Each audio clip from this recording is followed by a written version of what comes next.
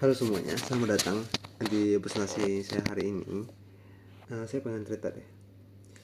Tadi kita lihat ya, ada logo CNN Indonesia dan juga ada terkait dengan influencer. Apa kaitannya? Jadi ada satu berita menarik.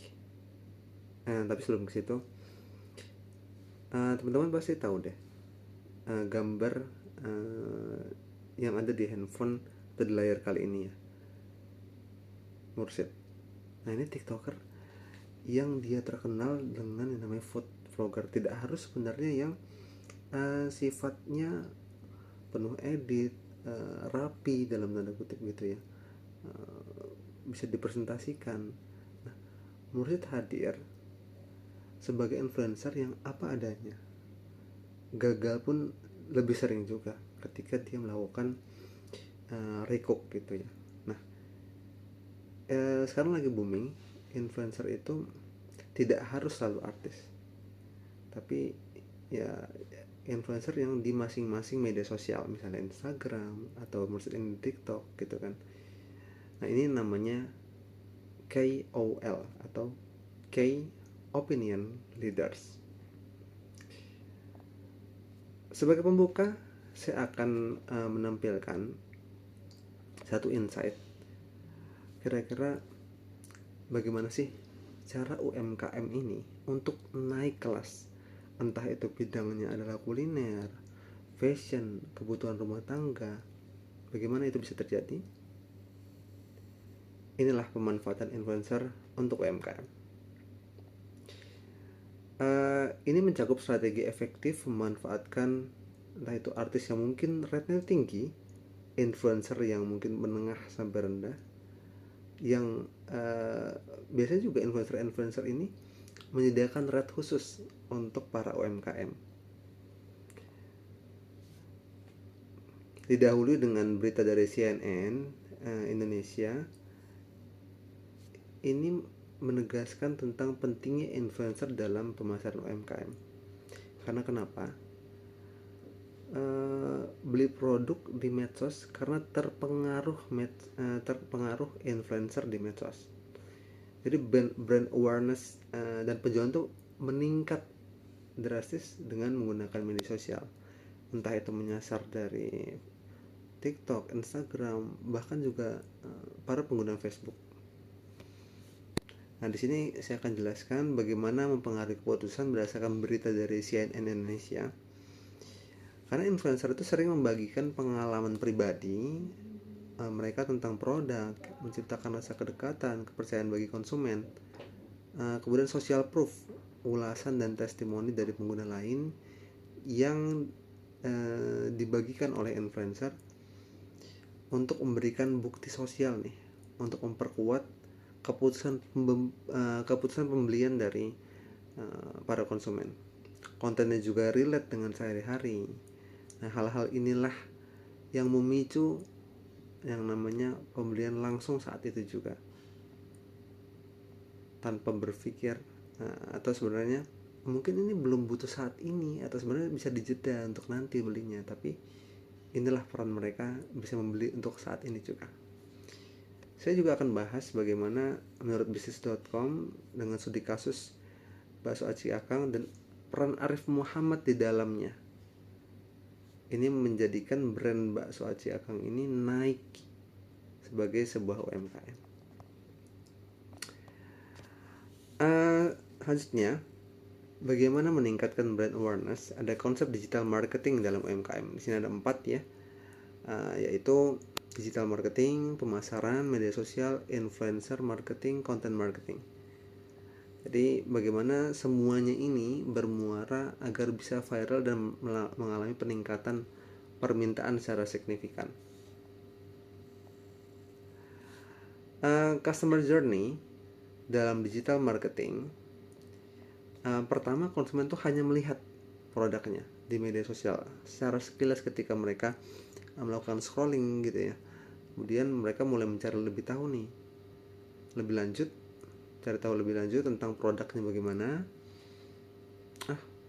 Ada testi dari influencer, ada penggunaan langsung, kayaknya bagus nih, langsung bersih nih kalau pakai facial wash ini. atau menggunakan fashion tertentu menarik ya ketika dipakai hijabnya atau jaketnya.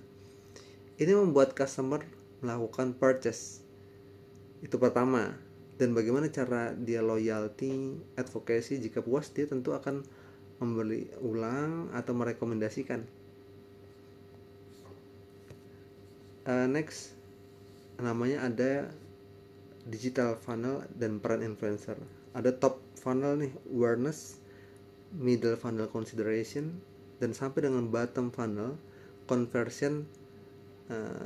Biasanya di TikTok Shop itu ya, ada langsung tombol keranjang kuning di bagian kiri. Nah, itu untuk memudahkan audiens melakukan pembelian.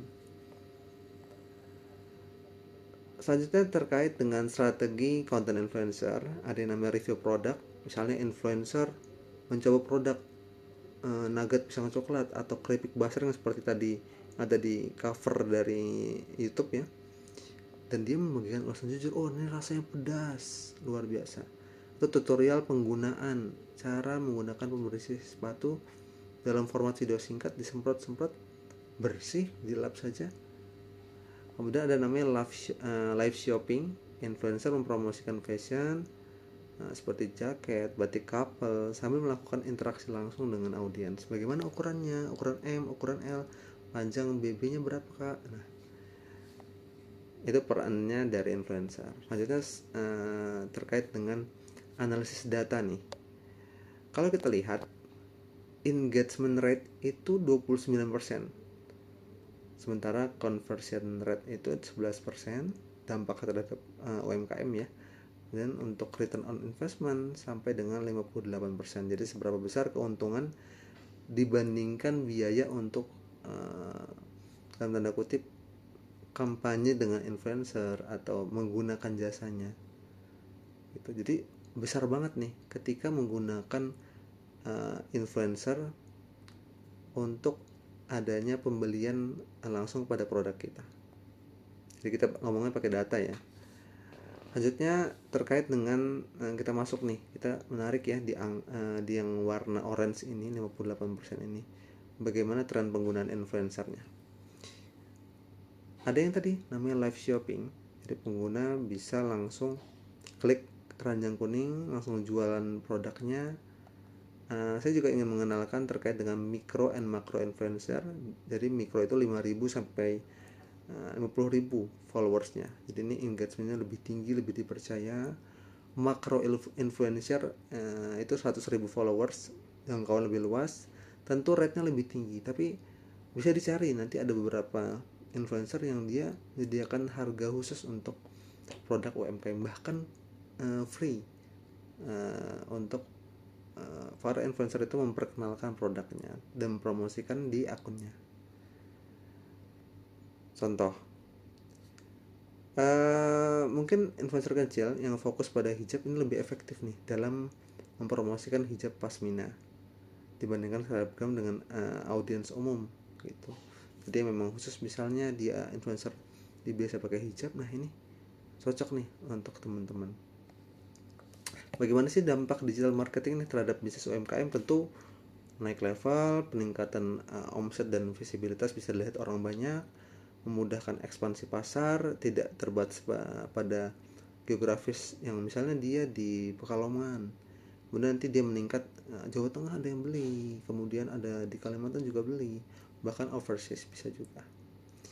Kemudian efisiensi biaya pemasaran dengan menggunakan influencer tadi ya, karena rate-nya cukup tinggi, ROI-nya 58%. Dan jadi meningkatkan komunitas pelanggan. Konsumen yang puas akan menjadi pelanggan loyal dan merekomendasikan produknya. Digital marketing terhadap konsumen dan masyarakat. Nah, ketika influencer yang menggunakan produknya tadinya hanya untuk promo, masyarakat kemudian langsung merasakan, oh tesnya benar kok. Nah, inilah yang menyebabkan kecintaan terhadap produk lokal, kemudian pertumbuhan ekonomi daerah, dan selanjutnya tentu UMKM akan berdaya saing dengan brand-brand besar. Bagaimana sih rekomendasi strategi digital marketing untuk UMKM? Ada menggunakan micro influencer karena lebih murah, lebih relevan, live shopping dan affiliate marketing itu juga lebih baik. Kemudian optimalisasi konten digital itu dengan storytelling, testimoni real asli dari pelanggan atau pembelinya untuk menyampaikan yang lebih menarik atau untuk meyakinkan calon pembeli. Ya, contoh UMKM sukses misalnya Hijab Pasmina yang viral berkat fashion influencer atau minyak wangi local pride yang populer dipromosikan oleh selebgram, atau jajanan-jajanan UMKM yang sukses dipromosikan oleh para food blogger. Terima kasih, sampai berjumpa di video berikutnya.